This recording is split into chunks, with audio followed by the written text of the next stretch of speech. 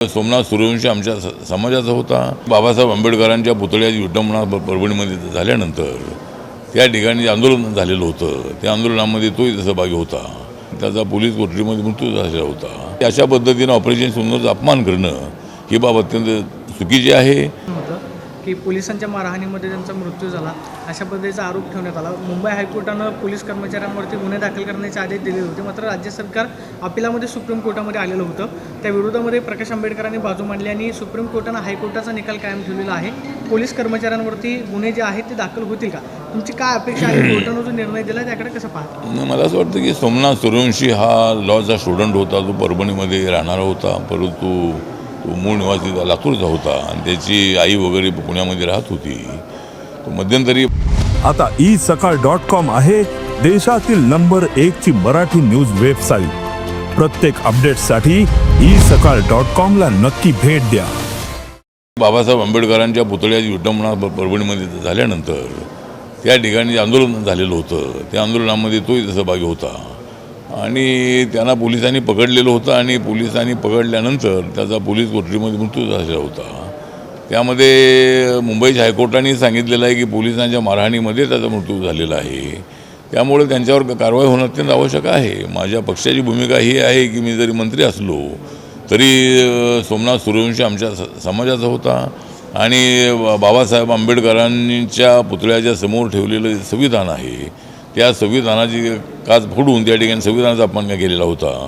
त्यामुळं अशा या जो कोणी संविधानाचा अपमान करणारा जो माणूस होता त्याला नंतर पकडण्यात आलेलं होतं. परंतु पोलिसांनी त्या ठिकाणी मोठ्या प्रमाणामध्ये लाठीचार्ज केलं आणि त्याच्यामध्ये अनेक लोक पकडले होते आणि त्याच्यामध्ये सोमनाथ सूर्यवंशीचा मृत्यू झाल्याची माहिती समोर आलेली आहे.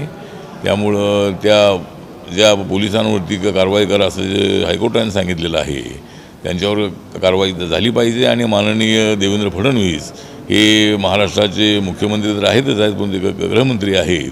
त्यांनीसुद्धा त्या पोलिसांवर कारवाई करण्याचे आदेश द्यावेत अशी माझी सूचना आहे. राज्याचे जे कृषी मंत्री आहेत त्यांनी सभागृहात नुसतं काही सेकंड पत्ते नाही खेळले पण 22 मिनिटं पत्ते खेळले असं विधिमंडळाचा अहवाल आहे. तुम्ही कसं बघता? अजूनपर्यंत त्यांचा राजीनामा जे आहे झाला नाही आहे. अजूनपर्यंत त्यांच्यावरती कोणतंही ॲक्शन घेतलं गेलं? मला वाटतं की माणिकराव कोकाटे हे नाशिक जिल्ह्यातले सिन्नरचे आमदार आहेत. ते राष्ट्रवादी काँग्रेसचे अजितदादा पवार यांच्या पक्षाचे नेते आहेत आणि अजितदादा यांनी त्यांच्यावरती मोठी जबाबदारी सोपवलेली होती आणि आता ते ॲग्रिकल्चर मिनिस्टर आहेत. त्यांनी पत्ते खेळलेले होते अशा पद्धतीची माहिती समोर आलेली आहे. 22 मिनटं असेल की 1 मिनिट असेल तर त्या ठिकाणी अशा पद्धतीचे पत्ते खेळणं अत्यंत चुकीचं आहे. त्यामुळं मला असं वाटतं की आणि सगळं महाराष्ट्र बेकारी आहे अशा पद्धतीची वक्तव्य त्यांच्याकडून झालेलं आहे.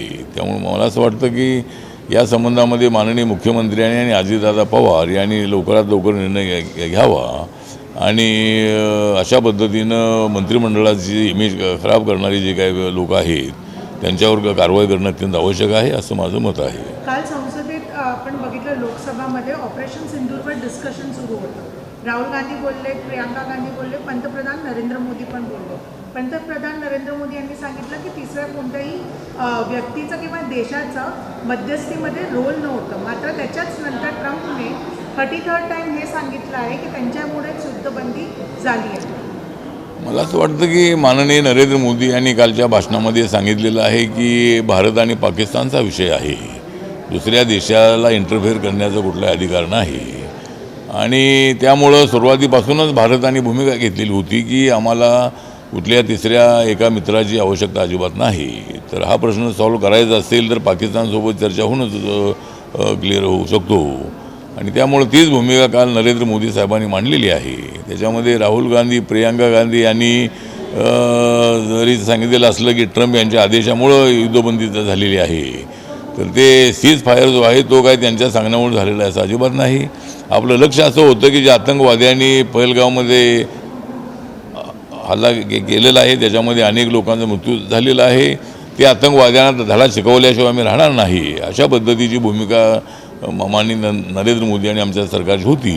त्याप्रमाणे ऑपरेशन सिंदूरच्या माध्यमातून त्या ठिकाणी पाकव्याप्त काश्मीरमध्ये जे आतंकवाद्यांचे अड्डे होते त्या अड्ड्यांवरती हल्ला करण्यात आला आणि 22 मिनिटांमध्ये त्यांचे सगळे अड्डे उद्ध्वस्त करण्यात आले. त्याच्यामध्ये 100पेक्षा जास्त आतंकवादी मारले गेलेले आहेत. इतरही काही जे त्यांचे आर्मीचे लोक होते ते 8-10 लोक त्यामध्ये मेलेले आहेत. त्यामुळं मला असं वाटतं की त्यामुळं ट्रम्पने सांगितल्यामुळं युद्धबंदी झालेली असं अजिबात नाही. आपलं टार्गेट होतं आतंकवाद्यांना सबक शिकवायचं आहे आणि ते त्यांना सबक शिकवलेलं आहे. त्यामुळं राहुल गांधींच्या आरोपामध्ये प्रियंका गांधींच्या आरोपामध्ये बिलकुल तथ्य नाही. काल प्रणिती शिंदे यांनी सांगितलेलं आहे सभागृहामध्ये की जे ऑपरेशन सिंदूर होतं ते एक तमाशा होता म्हणजे पण तमाशा होता. ऑपरेशन सिंदूर जे करण्यात आलं ते केवळ तमाशा होता असा शब्द त्यांनी वापरला. मला असं वाटतं की कोणी आपले प्रणिती शिंदे जे आहे त्या सोलापूरच्या खासदार आहेत. आदरणीय सुशीलकुमार शिंदे माजी केंद्रीय मंत्री आणि महाराष्ट्राचे मुख्यमंत्री राहिलेले आहेत. त्यांच्या मुलीने अशा पद्धतीचा आरोप केलेला आहे की ऑपरेशन सिंदूरचा तमाशा होता. तर मला असं वाटतं की अशा पद्धतीनं ऑपरेशन सिंदूरचा अपमान करणं ही बाब अत्यंत चुकीची आहे आणि एखाद्या मेंबर ऑफ पार्लमेंट जो आपला लोकसभेचा आहे त्याने अशा पद्धतीनं ऑपरेशन सिंदूरच्या संबंधामध्ये वक्तव्य करणं हे अत्यंत अयोग्य आहे. Yes, thank you. चला. देश विदेशातील प्रत्येक घडामोडींचे लाईव्ह अपडेट मिळवण्यासाठी आता साम टीव्हीच्या सर्व सोशल मीडिया प्लॅटफॉर्मला लाईक, फॉलो आणि सबस्क्राईब करा. तसंच सर्व नोटिफिकेशनसाठी बेल आयकॉन प्रेस करायला विसरू नका.